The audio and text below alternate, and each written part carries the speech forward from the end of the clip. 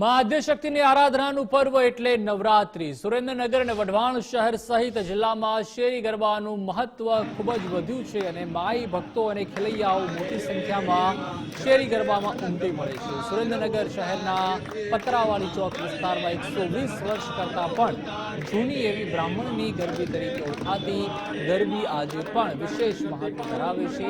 આ ગરબી માત્ર પુરુષો અને યુવકો ભેદભાવ વગર માતાજીના ગરબા ગાય છે।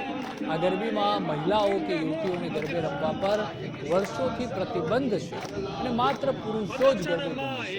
અહીં પુરુષો જ નહીં પરંતુ વૃદ્ધો પણ મન મૂકીને ગરબે રમી માતાજીની આરાધના કરે છે।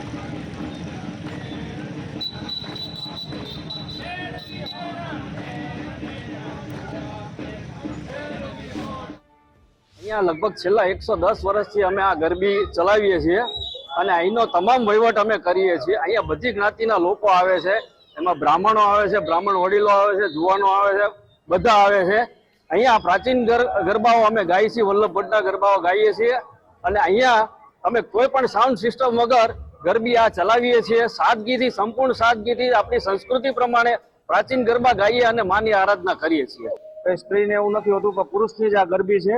અને પેલા એમ કહેવાય કે આનંદ દાદા હતા, લાભભાઈ શુકલ, આ બધા જે જૂના હતા અને કેશુ બાપા એ વખતની ગરબી આ 120 વર્ષ જેવું થઈ ગયું ગરબીને અને આ એક જ ચંદરવા ઉપર છે આધારિત છે, કોઈ ફેરફાર થયો નથી। હું વર્ષોથી જો નાનો 11 વર્ષનો હતો ત્યારથી અહીંયા આવું છું અને મારી આ ત્રીજી પેઢી છે। અને આ ગરબીની એક વિશેષતા છે કે અર્વાચીન અને પ્રાચીન ગરબા જે આપણા